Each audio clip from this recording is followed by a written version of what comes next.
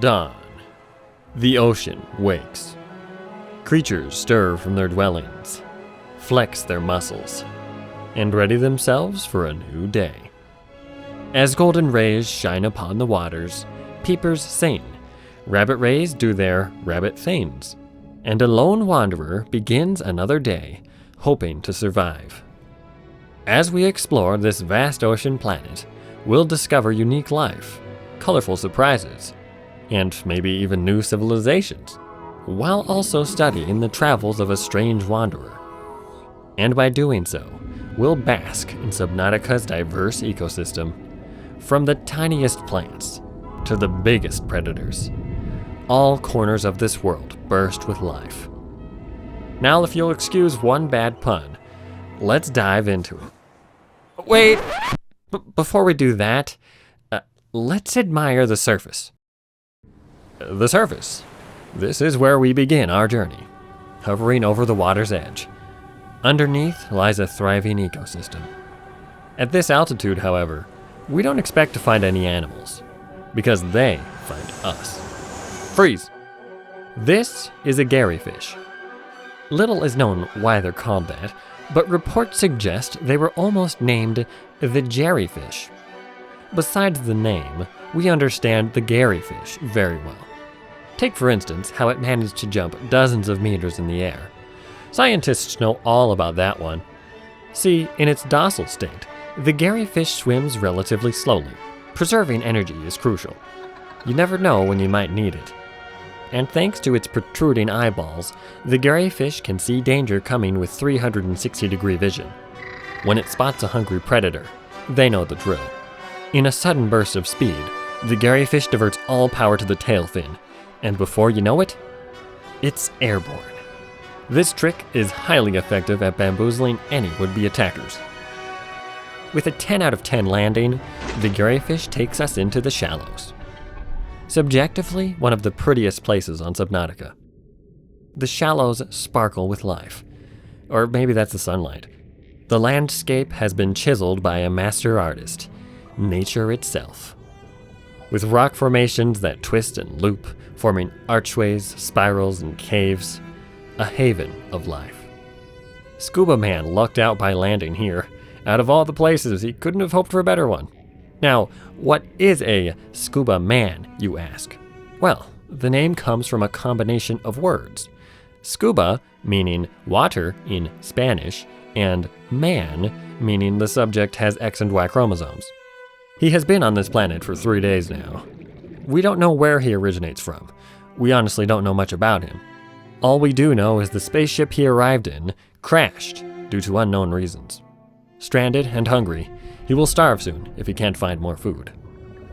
As you might have noticed by now, we have only shown brief glimpses of Scuba Man's hands and lower body. Unfortunately, we cannot show more of him due to privacy laws. Thankfully though, the laws have a loophole that allows us to record everything else without his consent, which is why we plopped a state-of-the-art micro HD camera onto his head. An unprecedented up-close and personal view, if I do say so myself. As you can see, he still hasn't mastered this whole swimming business. His hands struggle to push through the water. His head bonks onto rocks. And his legs pump back and forth to no avail. Although, props for trying. Baby steps, Scuba Man. Baby steps. If nothing else, we must remember, Scuba Man is in the unfortunate position of being an air-breathing biped stuck in the middle of an ocean. When you think about it, it's a miracle he has survived at all. Although he may not last much longer. Despite his 3-day stay here, he hasn't found any food. Every day he attempts to catch a fish, but so far, no luck. Even as I speak, he's still on the hunt. This time, Scuba Man has locked his eyes on an unsuspecting boomerang fish. Ah, yes, the boomerang fish. A common sight in the waters here. At first glance, this fish kinda looks like a boomerang, but looks are deceiving. The name boomerang fish is actually a colloquialism. Its true name is the boom ring. Over time, people misheard its real name and just assumed this funny-shaped animal is called a boomerang fish. Honestly, I understand the mix-up, but why call it a boomerang? Other creatures take the title of boom. And it can't ring like a telephone. I forgot to turn that off. Hang on. The name boomring comes from the fact that these creatures make ultra-high and low-pitched sounds. So it booms and squeals. Inaudible to the unaided ear, the boomring has the loudest voice we currently know of on Subnautica. Its bellows and screams are so loud that boomerings have been observed screaming at each other for over hundreds of kilometers away.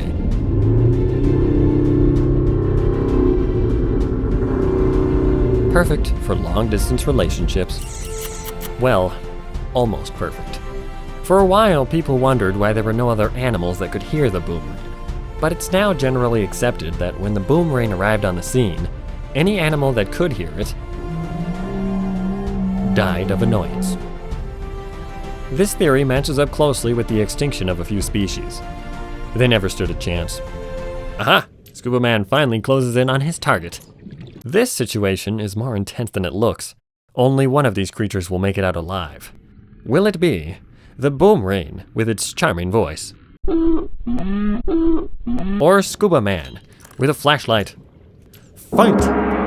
The boomring swerves to the left. Scuba Man trails right behind it. He's gaining speed. Missed. Scuba Man doesn't see it. There it is. There it goes. He just needs to make a mad dash and he might catch it. Another miss. Oh, nearly out of oxygen. Tough luck, Scuba Man. But such is life. Although if he can't get a meal soon, he won't have much life left. Until Scuba Man does something noteworthy again, we'll leave him alone. There's more interesting things to observe. Take, for instance, the Peeper. Known for many things, perhaps the most famous trait about the Peeper is its angelic voice. Sorry for the background noise. It's hard to get a clean audio sample of just one fish out in the wild. But hopefully you can hear these beautiful chirps. After you spend enough time with Peepers, the origin of their name becomes clear. It's quite obvious. Peepers constantly peep on their surroundings, forever peeping at you with its bulging eyes. A true peeping Tom.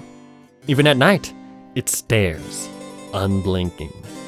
In fact, its eyelid was once thought to be a vestigial organ, but that turned out to be false. Their eyelid does in fact serve a purpose, but they use it no more than 5 times in their life. Now that might sound suspicious, and someone may have fudged a number or two, but who's to say for sure? Anyway, according to the data, when they blink, they do so at a speed so fast that the force created shatters bone. Peepers truly do peep around all the time, and just about wherever you go on Subnautica, you know you're always being peeped on. Quite like how we constantly peep on Scuba Man. He just can't get away from us. 4 hours have passed since we last visited him, yet he hasn't caught a single fish. If Scuba Man doesn't eat by morning, he will die. His breath quickens, eyes dilate. A rabbit ray! If Scuba Man catches that, he won't need to eat for a Gary fish. Not as filling as a rabbit ray, but more catchable. Scuba Man swims towards it, but the Gary fish senses danger and flees. Scuba Man flails his hands around in a desperate attempt to grab the Gary fish. A strategy that won't catch anything. Detecting defeat in Scuba Man, the Gary fish slows to a comfortable cruise and calmly goes away. But Gary fish are horrible at detecting emotions. That wasn't defeat in Scuba Man, but rage. And when in rage, animals tend to act in dangerous ways. Before the Gary fish knows what hit him, Scuba Man grabs it. What a show! Animalistic rage wins once again. And with that, he heads over to his crude, primitive Stone Age matter reorganizer and cooks his catch. He has narrowly avoided starvation. While many more dangers are ahead, this is a victory. An exhausting victory. Scuba Man can hardly keep his eyes open, and so he falls asleep while standing up. But now's not the time for bed. There's documenting to be done. The shallows at night hold secrets you can't find anywhere else. If you're afraid of the dark, then you're in good company. All the creatures here are also afraid of the dark. So at night, they glow with bioluminescence. They don't shine brightly by themselves, but as a group, they light up the reef like a city. It makes them feel safe. While that's entirely true and not made up at all, they also glow for other reasons. Corals do so to lure microscopic prey. The mushrooms, because radiation. Pro tip, don't eat it. And the fish have their very own special reason: to attract mates. The brighter and more vivid the glow, the more mates come over to hang out. Pals, chaps, acquaintances, all gather round to talk about their day. As you can see here, these blokes are catching up on old times. Fish on Subnautica get embarrassed easily, so as much as they enjoy company, they don't like getting emotional in broad daylight. They much prefer the privacy of night. Of course, fish aren't the best at holding a conversation, so one common strategy to keep everyone relaxed is to loosen up, let go, and dance. They really know a beat when they hear one. Some of them are really good. And on rare occasions, two species might spontaneously tango. Even gasopods have been taking a shot at it. As these creatures bounce to the rhythm, scientists can't help but wonder, where are all the predators? Seriously, they're just a few hundred meters away from here. What's keeping them away? It has been a mystery ever since explorers found planet Subnautica. Many tried to find out why, only to give up when their research yields no answers. But at long last, we solved the mystery. Our team has found out the truth. The reason why these dancing fish are still alive is simply this. Gasopods.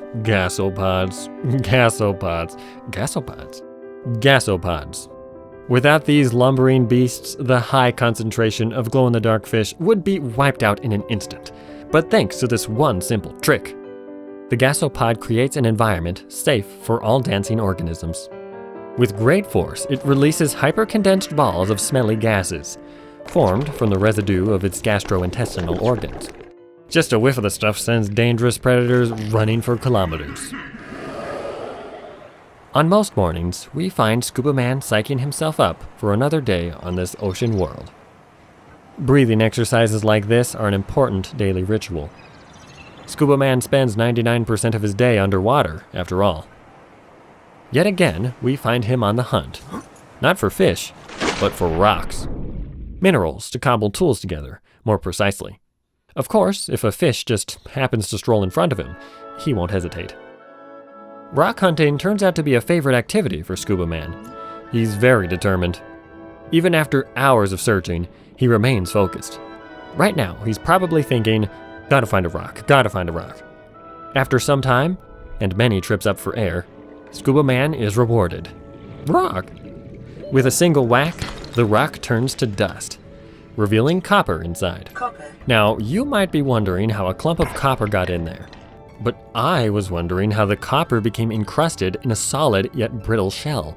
This phenomenon baffled scientists, mostly me, for decades. But we now know that ancient volcanoes shot out trillions of tons of magnetized silicon particles into the ocean, which, over time, stuck to metal and created the appearance of a normal-looking rock.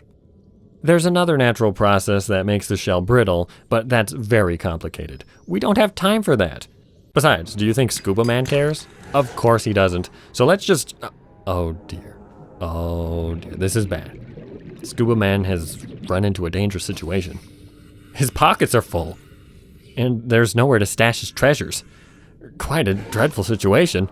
Now Scuba Man must stop and contemplate what to do with all these rocks. Luckily, he appears to have analog thinking skills. With neurons firing more than we've ever recorded, Scuba Man performs an incredible mental feat. He will place the rocks on the ground underneath his life pod. Brilliant play! He tried boxes earlier, but seems to think they were too small and not worth the trouble. As long as the ocean currents don't sweep away his belongings, this is a winning strategy. And like an ocean current, he leaves to collect more rocks. So far, Scuba Man hasn't run into anything life-threatening. For his sake, let's hope this rock-grabbing business of his stops soon. If it doesn't, it's only a matter of time before he works up the courage to start exploring the local cave system. Spelunking, by itself, presents many dangers. And these caves are home to a particularly nasty creature. One that's so deadly, we lost 5 brave, Ultra HD cameras to it. This monster is called the Boomfish. What's that? Apologies. I was just informed that these fish are technically called crash fish. Vicious, ruthless, and unblinking, the crash fish lives by the creed, trespassers will be shot. When it sees anyone looking at him funny, it screams demonically and charges towards the offender. It will keep charging till its internal fuse runs out. Then they explode. This technique has a 97% kill rate. Lately, their population numbers have been exploding, due to their only natural predator migrating away, leaving the crashfish to wreak havoc in the local ecosystem. If left unchecked for 78 more years, they will turn the shallows into a Class 4 hostile fauna environment. The only reason we have all this information is thanks to the valiant work of Miss Maria Curios. Bless her heart. Before her research, people thought the crashfish would go extinct, because of the whole exploding thing, you know? They couldn't stay around that much longer, right? Well, after a crashfish explodes, some of their remains crystallize and harden into crimson shards. These glistening fragments gently float to the seabed. As beautiful as they are, these are the secrets to the species' survival. Each and every one of these shards will, in time, grow into a crashfish. That's right. Crashfish reproduce through fragmentation. When fully developed, they're ready to carry on the tradition for the next generation. When the crashfish isn't blowing stuff up, it enjoys a sedentary life, a life of rest and repose. While we don't know for sure, we believe that if crashfish dream, they dream of action-packed movies. Speaking of which, this cave might soon look like the aftermath of such a movie. Scuba Man is about to enter. He's either being very cautious or wants to find every last rock. He heard something. His pulse readings show a major increase in heart activity. If this keeps up, Scuba Man's blood pressure will rise to unhealthy levels. It spotted him. 30 seconds. It doesn't look good. Even though Scuba Man didn't rupture a vital organ, the explosion fractured a bone in his right arm. A death sentence for many animals. But with sheer willpower, he manages to pull himself to the surface before he's out of breath. Defeated, Scuba Man paddles to shelter. With each stroke, the pain intensifies. Oof, oof, oof, oof, oof, oof. Thankfully, he wasn't too far from home. If he could collapse on the floor right now, he would. But that's anatomically impossible. So instead, Scuba Man reaches for a synthetic bandage. Once applied, the bandage will start to heal his wounds. They make him feel like $1,000,000 instantly. But a fractured bone will take a while to heal. For now, Scuba Man is alive. But if he drops his guard again, that life can be cut short in an instant. Hopefully, he's learned a valuable lesson. Because soon enough, crashfish will be the least of his concerns. Beyond the relative safety of the shallows lie many dangers, one of which Scuba Man will surely bump into. Well adapted for life among the kelp forest, the stalker is its largest predator. And it's also the kelp forest's most productive civil servant. This right here is never before seen footage of a stalker picking up trash. Why they do so, we just don't know yet. Scuba Man's mothership only blew up a few days ago. Oh, we didn't mention that earlier? Well, it did. It looked like pretty fireworks. Would watch again. But underneath this fun explosion lays unfortunate side effects. Not only did animals die in the initial shockwave, but the blast also shot out various chunks of debris. Tons of the stuff flew for kilometers. It made a big mess, and now stalkers have to pick it all up. It's teeth-breaking work, but they do so with zeal, putting all they collect in one tidy pile. As tidy as you can expect from a fish, anyway. This is good and everything, but we're a bit worried that all this garbage collecting isn't the best thing for their dental health. It appears biting into solid titanium makes their teeth fall out at an alarming rate. Although Scuba Man is happy with this predicament, probably too happy. If you could see the glee on his face right now, you'd be disgusted. For his sake, I hope the Tooth Fairy doesn't find out about this. It's not Scuba Man's fault, though. He didn't come here for teeth. His quest was to satiate his never-ending desire for more titanium. Perhaps his species can smell minerals. Although he might have just saw it. It is a pretty big pile. He doesn't appear to sense any danger. A big mistake when in stalker territory. Always expect the unexpected. That's what I always say. Like a stalker just grabbing some metal. Unexpected. For Scuba Man.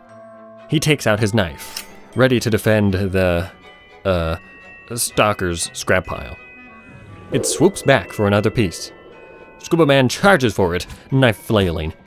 He missed. The stalker circles back and evades the knife like a pro. Scuba Man needs some practice. In a rare moment of wisdom, he retreats to safety. Now that was pretty intense. So let's relax a bit and admire an unsung hero of the kelp forest, the kelp itself. Kelp, and plants in general, rarely get the attention they deserve. Most filmmakers and scientists alike pass up stuff like this in favor of getting to the big, exciting animals. Because of this, we have very little research on Subnautica's kelp. That's where the field team, me, and the resident xenobiologists come in. Together, we dedicated the entire month of December to studying, analyzing, and deconstructing everything about this kelp. Our first, and honestly only revelation, taught us that the common creep vine is actually two separate species. While you can confirm this with DNA testing, you can also tell just by looking at it. As you can see, this species has a dense cluster of leaves, and this other one has a lack of foliage so bad that I can totally see its vine. Due to these characteristics, we couldn't help but give each of them a nickname. We call the basic, humble-looking kelp Viriditas calvidium, or bald kelp, and the ones with the gorgeous heads of hair, Crinitum quid, or lovingly called hairy. If you have a full head of hair, you can relate to hairy. Just like you, the hairy kelp gets stuff tangled in its hair. Just like you, it also uses conditioner. And with special pores, it occasionally releases an oil that makes its leaves so slippery that even seemingly impossible knots become undone. But if you're bald, well, I don't need to tell you that you're better than everyone else. That much should be apparent in day-to-day life. The bald person doesn't waste time with their hair. They don't buy conditioner. They don't have a bad hair day. They have more important things to do. The bald kelp is the same way. For one, it grows 2 times faster than hairy, just like how bald people are 2 times faster in the shower. And being bald and less flashy turns out to be great camouflage. A very useful trait when there's an alien on the loose. Scuba Man doesn't even acknowledge the bald kelp. Hairy has his undivided attention. And trust me, no one wants Scuba Man's undivided attention. Like a barber taking it out on their worst enemy, Scuba Man cuts Hairy's hair. The haircut is so awful that it kills the victim. Thanks to it, he now has creeper vine vines, which, when fed to his crude matter reorganizer, spits out a particularly valuable item, a rebreather. This cute little doohickey allows him to breathe more effectively at deeper levels. A must-have if he's to return home. Now that we know about these kelp, and even how Scuba Man treats them, we should move on to another creature. One that lurks deep in the shadows of the kelp forest. It is a fish like no other. I am, of course, talking about the infamous Mesmer. No, not Franz Anton Mesmer, who thought magnets could hypnotize animals. The Mesmer fish. On Subnautica? Yeah, that's the one. Anyway, as you can see, the Mesmer looks like a badminton birdie. An uncanny resemblance. But as much as this fascinates me, no one else seems to care. All you ever hear anyone talk about are its psychic powers. Now, it's true, in case you're wondering, these fish, along with a handful of other species on different worlds, possess ESP. But before you get too excited, this isn't some unexplainable phenomenon. All these creatures have a strict material basis in reality. While it varies, the general mechanism for mind control is akin to a TV commercial. Imagine a TV signal directly broadcasting vacuum cleaner propaganda, straight to your head. That force compels you to buy a new vacuum. Or in this case, the mesmer convinces animals to come closer. It takes incredible willpower to resist. And for peepers, boomerangs, even the weak-minded scuba man, the influence often proves too powerful. Wait, why is Scuba Man here? Let's ignore him. When prey swim too close, the mesmer flips its body partially open and injects a razor-sharp tongue into the victim. What was just moments ago one of the most cost-effective ways to clean your carpet, or the equivalent temptation for a peeper, suddenly becomes a ton ready to suck your brains out. This explains why you'll rarely see a mesmer eat its prey. They only want the brains. While both gross and manipulative, we can't blame the mesmer for getting into the untapped niche of ESP hunting. It's a mentally demanding job, and sometimes they need more brain juice. But the aftermath of a successful hunt is brutal. Just look at this poor brain-dead peeper. It never stood a chance. At least, that's what it wants you to think. Much like the elusive, scripted zombie of Raccoon City, peepers have enough wits about them to play dead. Once the right triggers occur, they'll snap back to life. In the meantime, this one is just playing it safe. Besides peepers, most fish aren't so lucky. Considering the low... Hold on. Our sensors indicate Scuba Man is traveling at unusual speeds. We better find out what's happening. Ah, what a sight! Scuba Man is unknowingly mimicking a dolphin. It seems as though he has become one with nature. From struggling to swim, to this. Impressive, Scuba Man. Impressive. You know, this reminds me of some pottery I once saw. While many ancient pots illustrate life underwater, not enough people think about what these pictures really say. Listen hard, and you'll hear a whisper. Made in Atlantis.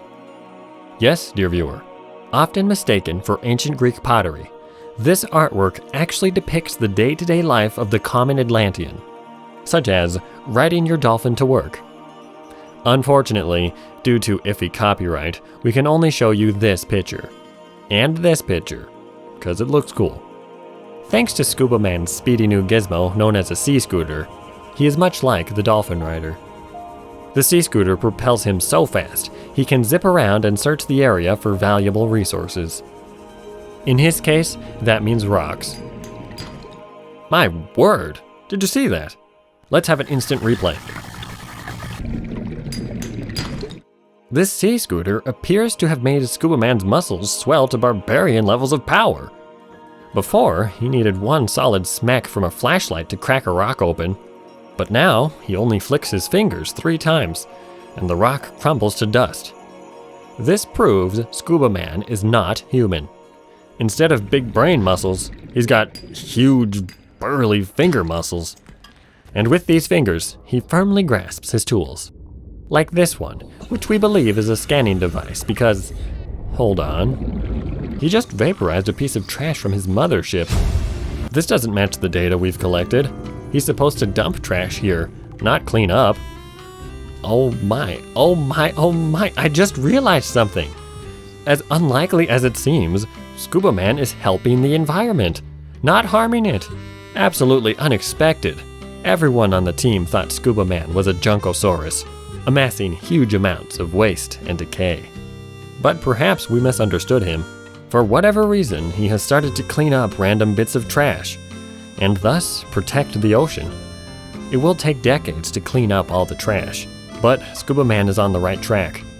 Now that's impressive, If Scuba Man wasn't a wild animal, I'd shake his hand right now. We should leave. I'm getting emotional. Okay, let's talk about salt. Tears contain salt, you contain salt, and the oceans of Subnautica have a hell of a lot of salt. The grassy plateau, in particular, has a much higher concentration of salt than anywhere else on the planet. But why? The answer may surprise you. It's because one creature travels across the ocean in search of salt clumps. And when they find them, they bring them back here. Although technically, no one has ever seen this occur. The animal I'm describing is the sand shark. Contrary to popular belief, it is neither a shark, nor does it like sand. It likes salt. They like salt for many reasons. It's a flavorful snack, it's pearly white, and the more salt a sand shark has, the more likely it is to attract a mate. Although the thing about that is only the females gather salt, and despite a 98% male spawn rate, the females struggle to coax any potential suitors. Some experts suggest this might occur because female sand sharks are very ugly. Others say it's a classic case of cootie-itis. And others still, philosophers this time, believe that since we cannot literally be a sand shark, it's impossible to truly know what their feelings about the subject are, so this is all a waste of time. My opinion on the matter is the females don't try hard enough. All too often, they only gather a measly 10 or 20 clumps of salt. On second thought, perhaps that's a good thing. The few specimens who had more salt around them were on average harder to see. Harder to see than a non-salted sand shark, that is. People call them the predator that couldn't hide if its life depended on it for a reason. Yes, this is their hunting strategy. Resting on top of the sand in the open. But those determined enough to gather large quantities of salt have an advantage. They use the extra sodium to power their heart. So, as you'd expect, it's a very powerful heart. Which might sound odd, because, well, most of the time sand sharks look lethargic. But see, this is because they put their heart in sleep mode, which only uses 3% heart capacity. They stay this way, waiting, and waiting, and waiting, until in an instant they use the devastating power of maximum heart rate. Triggered by the rancid smell of a spadefish, the sand shark bursts at the stinky creature. Missed. This happens more than you'd expect, because unless the sand shark has perfect aim, it will miss its target, and a frantic chase ensues, for about 5 seconds. After that, its heart can't take any more of this, and it needs to recharge. If the fish ever learn evasive maneuvers, sand sharks will go extinct in a month. But for now, they continue to exist. Although not if Scuba Man has anything to say about it. As inevitable as the sun rising, Scuba Man has discovered their salt. And just like how the sun can't help but warm the planet, the primitive scuba mind seems incapable of processing the environmental impact of his actions, shoving as much salt in his pockets as will fit. He continues until they are full. He leaves, then comes back for more. Perhaps now's a good time to mention that despite all the effort sand sharks put into gathering salt, they don't guard their stashes very well, or at all. They are a very trusting species. As Scuba Man obliviously collects as much salt as possible, a shadow casts over him. Without a second glance, he rushes into the salt to hide. Not like there's enough salt to cover his scuba body, but it will have to do. For once, his crude animal instincts come in handy. At least, that's what we think he thinks. Not surprisingly, he's wrong. No one should fear this creature. It wouldn't hurt a school of baby fish. And look, they have cute babies of their own. The name of this overgrown cuttlefish is the reefback, one of the better names. And unlike some creatures, I'm looking at you, sand shark. Its name makes sense, for the reefback manicures an elegant reef on its back. Considering the size of these guys, their reef seems kinda small, but it's been proven that they actually have the optimal reef-to-back ratio. While we could talk about many random reefback things, there's one thing in particular that deserves special attention: the corals and plants that grow on its back. Ever notice how the plants wiggle? Doesn't matter if you did or not, I just wanted to point it out. Anyway, they are not just wiggling. They're playing music. While we can't hear this music, we can see it. Each motion from, say, a jitter nettle is calculated. Each tug, each pull, it manipulates the water and creates sound waves. With delicate whimsy, the jitter reed jitters every fiber of its body. Disco papyrus, whirlwort, feather duster knockoff, slosh cradle, and many others. All these sounds come together to create music. But the plants aren't in this alone. The reefback is in many ways the conductor. With a subtle motion from its baton, the rhythm of a song changes. A slow drift puts the band into a quiet mood. A fast one fires them up. Reefbacks have even been seen to boogie to the music. If they ever develop advanced intelligence, a new era of musical enlightenment would surely begin. For now, reefbacks and their ragtag crew of performers will have to settle for singing into the night.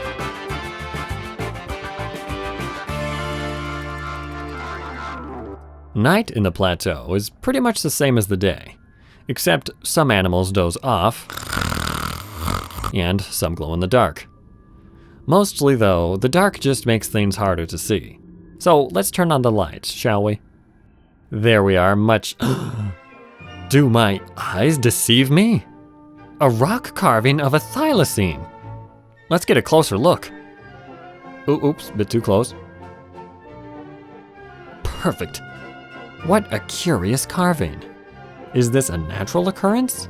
Or did someone get bored? Did Scuba Man do this? I bet Scuba Man did this. He made a laser cutter recently and, well, actually, Scuba Man's an alien, so there's no way he'd know about thylacines, which are also known as the Tasmanian tiger, not to be confused with the Tasmanian devil. One is a little teddy bear, and the other is a tiger. Or is it a dog? That's a trick question because it's actually a kangaroo. Yes, the thylacine was a marsupial. They even had pouches to carry their little babies. Although the weirdest thing about thylacines are its jaws. Look at how wide these things open. Apparently, it's about 80 degrees wide. That means that if it was just 10 more degrees, you could use it to calculate your geometry homework. Not that you should do that. They might eat your homework, or bite off your hand. But sadly, that will never happen, because thylacines are extinct. It's a tragic story. Brutal, really. Barbaric humans from the 1930s set out to eradicate them, because the world just didn't have enough chickens, apparently. Now this remarkable creature is yet another casualty from a select few immoral humans. Talking about this is making me depressed, so I'll just say this. Remember to be nice to animals. When they're gone forever. So, back to Subnautica world. What about that thylacine jaw, right? Very wide and bite-like. It kinda reminds me of the far less impressive jaw of the Subnautica biter. It really is quite unremarkable compared to the thylacine. But the biter lives for one thing, and one thing alone. It lives to bite. And I'm too distracted for this right now. We should check on Scuba Man. That always cheers me up. Well, except for that one time. And also this time from the looks of it. Yeah, definitely this time. See, there's a reason Scuba Man built a submarine now and not earlier. His computer didn't have the schematics. Turns out all that trash collecting he was doing earlier was actually just him gathering data to make even more trash. Like this cheap, plastic-looking submarine. Ugh. I had too much faith in him. Of course he was vaporizing trash for his own devices. Hopefully these doodads don't cause him to scour the entire ocean in search of ever more materials. That would be a problem. Although I understand where he's coming from. Scuba Man wants to go home. We copied the data off his computer's hard drive, and it shows unfinished schematics for an emergency return-to-home rocket ship. Yeah, think on the bright side. This submarine might be the ticket to get Scuba Man out of here, and safe back home. It won't take long with this speedy scuba submarine. Just look. He's already approaching the next area we were going to talk about. How convenient. Boy, he's going really fast. Oh God, he's spinning out of control. Despite a shocking lack of airbags, Scuba Man remains unscathed and unconscious. The submarine is alright though. While Scuba Man was passed out, we decided to examine his scanner data, for the giggles. It was then that we noticed several inconsistencies in the creature logs, which is to be expected. His scanning device was presumably made by scuba people, and judging from our sample size of 1, they are not the brightest species. But the amount and severity of the errors are absolutely staggering. Not only are the creature logs missing important details, but they contain objectively false information. Take the log entry on the crashfish. If the crashfish collides with something at sufficient speed, the spikes on its torso are impacted, triggering an explosive chemical reaction. This is factually wrong. Crashfish explosions are set on a timer. Or take the entry on the biter. It says they're vicious pack-hunting predators. Even on the bottom of the page. Avoid packs. Again, blatantly untrue. At most, you'll find 2 biters in close proximity. No one in their right mind would call 2 subjects a pack. The boomerang has, check this, superior propulsion. If the phrase superior propulsion means one of the slowest fish on the planet, then, okay, I guess it does have superior propulsion. And need I remind anyone of the sand shark? A powerful, medium-sized predator that burrows into the sand and ambushes its prey from below. Literally, obviously, complete and total baloney. And those are just a handful of the creatures we've talked about so far. I shudder at the thought of reading more. Oh, I had to get that off my chest. Moving back on track. When Scuba Man crashed his sub, he landed right next to the mushroom forest. So let's check out the most important part of the forest. The mushroom tree. Starting at the base, we see this particular mushroom tree is approximately 4 scuba subs wide. Going up, we occasionally see purple blotches. These are tree pimples. It's like a pimple, but for mushroom trees. Excess sap, that sort of thing. As we climb further, we reach large outgrowths of mushrooms. Now here is a fascinating specimen, a tree leech. It leeches energy from the tree, and in return, the tree receives a special gift. Vision. That's right, this black spot on the leech is an eye, and the tree gains full access to it. It's a primitive eye, not much more than a concave structure with photoreceptors at the bottom, yet it proves valuable. Double-blind experiments have shown that blindfolding the eyes prevent the tree from giving herbivores the evil eye. And there we have it, the mushroom tree.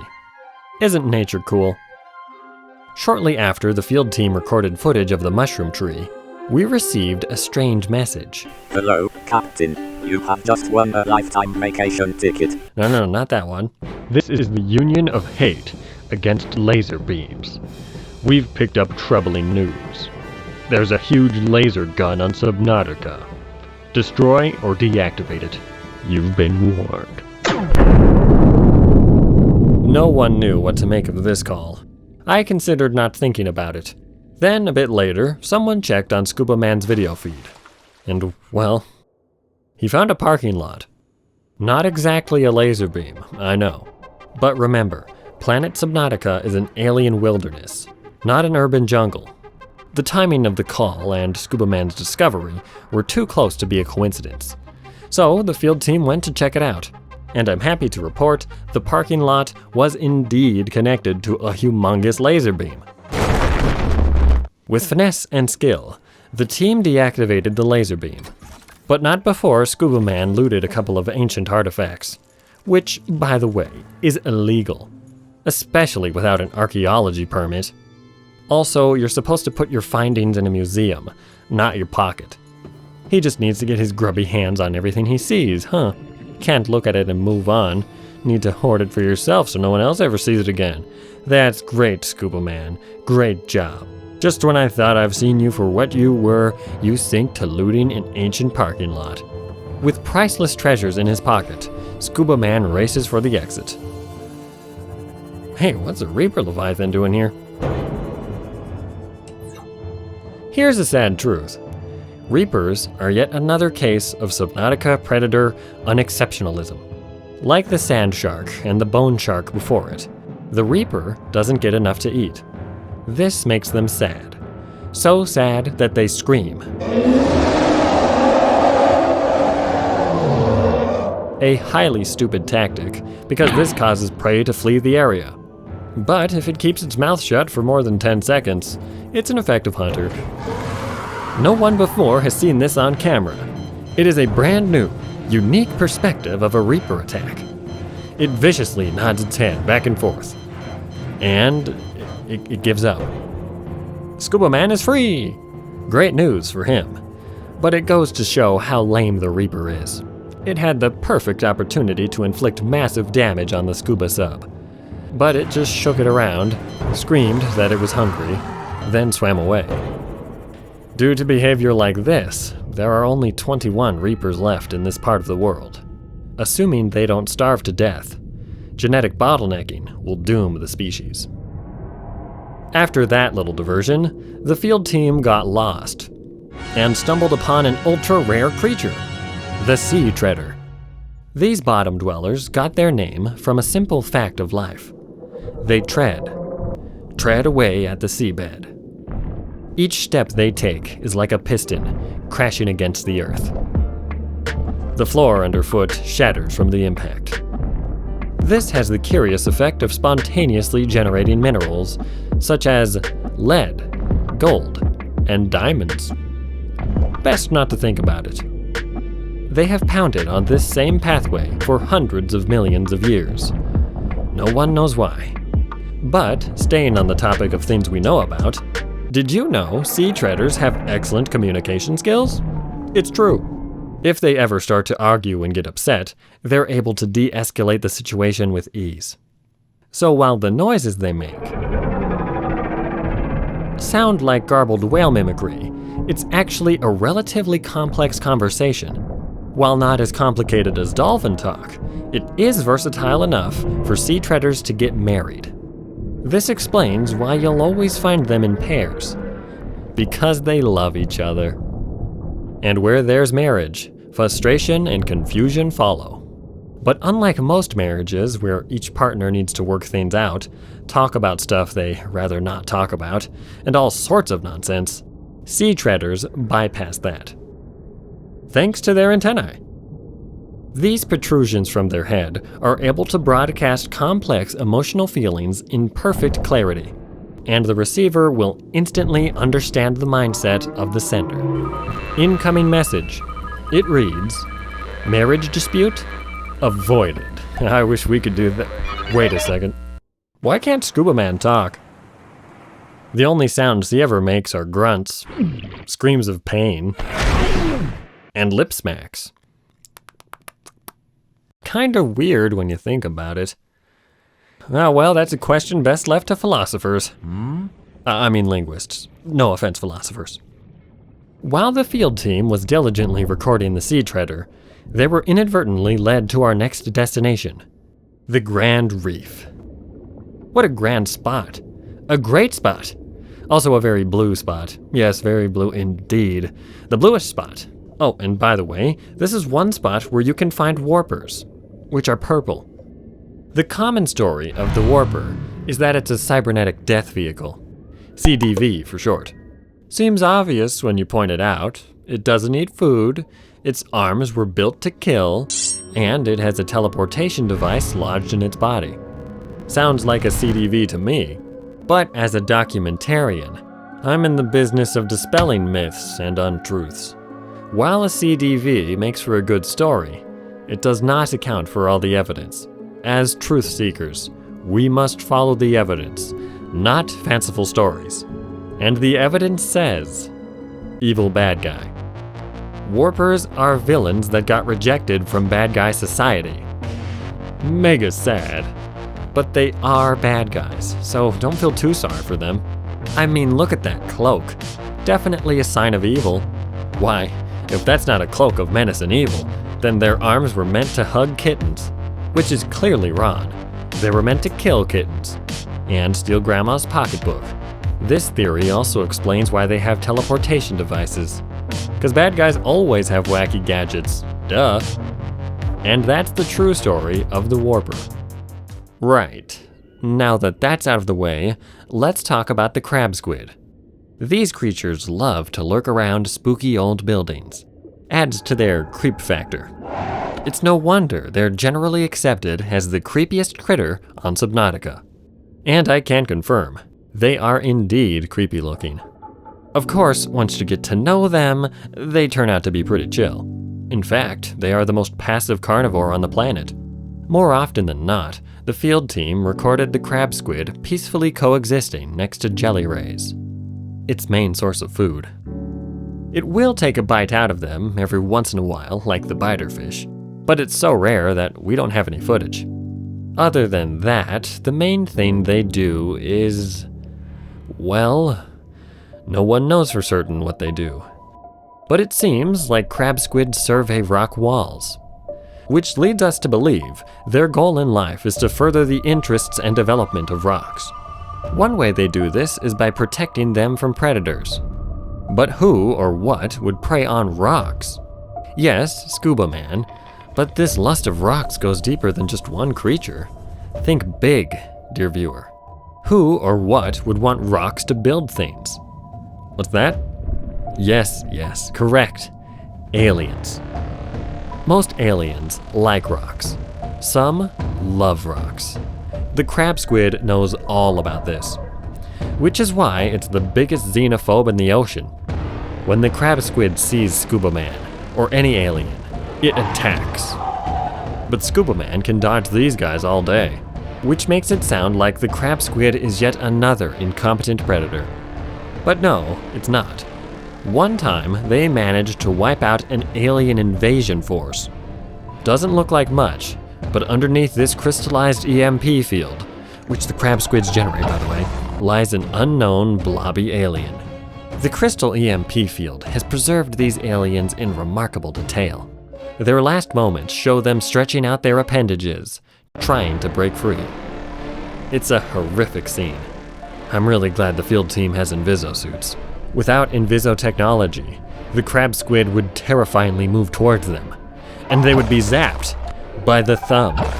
Remember to like and subscribe. It really is quite scary though. Where most creatures need to physically move their body to navigate this world, the crab squid doesn't play such simple games. It uses 80% willpower and 20% animation to move. When it wants to reach a higher altitude, it extends its limbs back, in a nearly imperceptible fashion. The limbs stay locked in that position until it reaches its destination. Now that is creepy. But personally, I'm much more scared of Scuba Man's driving. There's only one way to put it. The Scuba Sub has transformed him into an utterly reckless driver. Not only that, but he actively tries to be aggressive. While driving, he constantly listens to heavy metal, grinds his teeth, makes obscene gestures at the local wildlife, and shoves them off the road, then hops out of his vehicle, assaults the fish, and eats them. Yes, everyone, Scuba Man has road rage. Really bad road rage. If measured in lost life, his rage would be 53. Scuba Man frequently looks for new targets to take his rage out on, like that one. Poor soul. Oh goody, Scuba Man has stumbled upon the underworld. This was the next place on our list. The underworld. A land filled with relics from the past and creatures who have see-through skin. I'll get to the creatures in a sec, but first, see this humongous fossil? That right there is a victim of the boomring. The tiny, slow, helpless boomring. It took down this mighty beast along with its kin. This is a great example of why more advanced things aren't always better.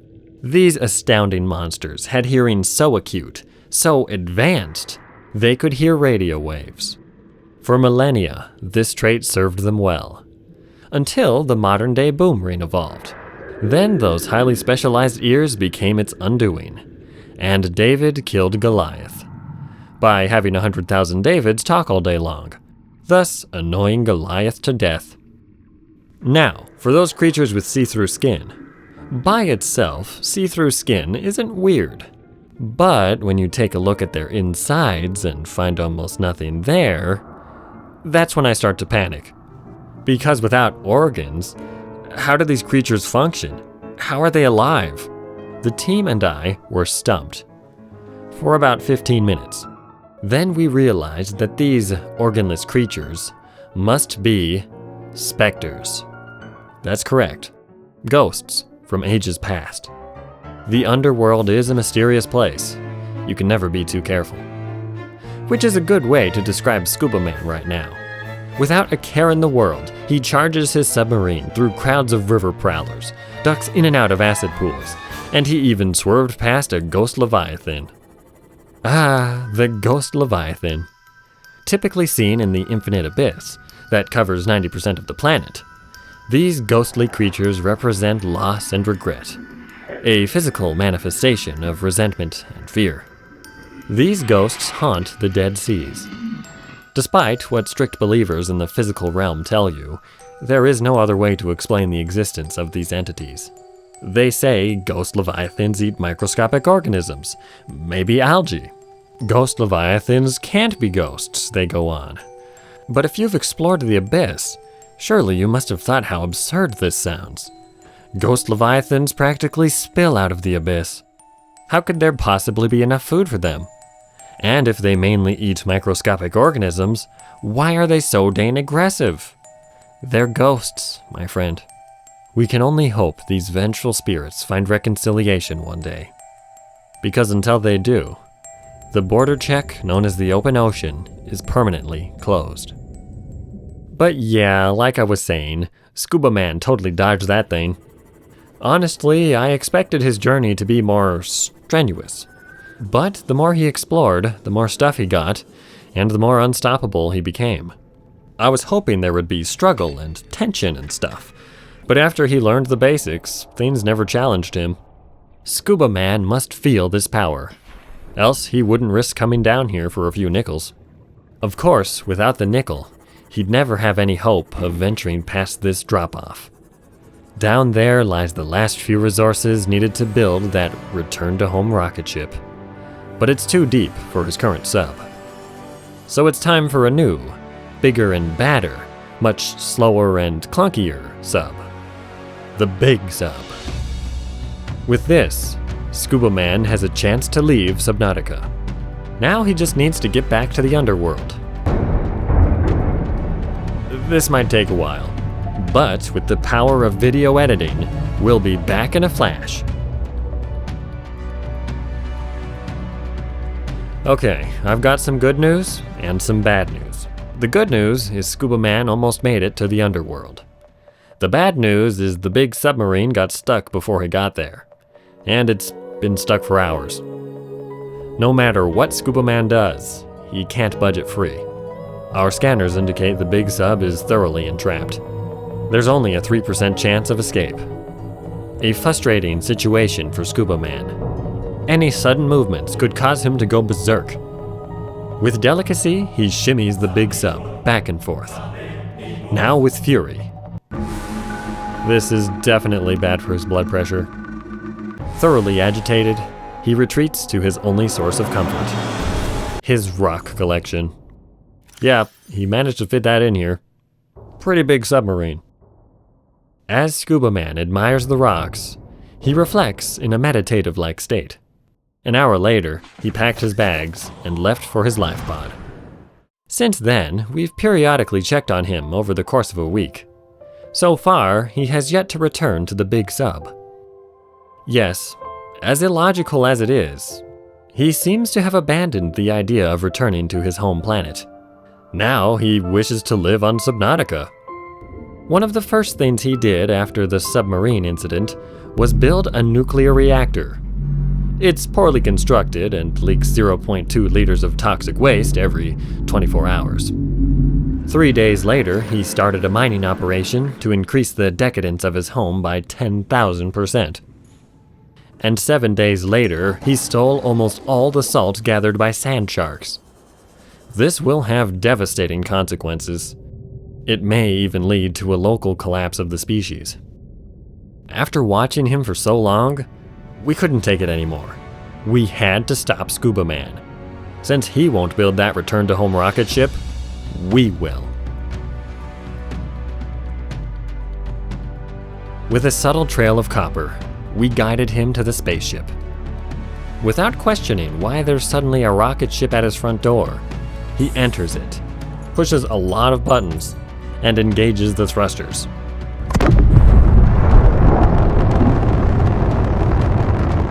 Once he left the planet's atmosphere, we lost contact with the micro HD camera. Farewell, beautiful camera.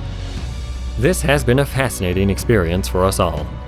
For the team, and for Scuba Man. We didn't know what was in store for us when we got here, but we're happy with the results.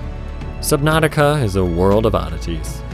Incompetent predators, dancing animals, peeping toms, kelp, and strange symbiotic relationships. We had a wonderful time here, and I hope you did too.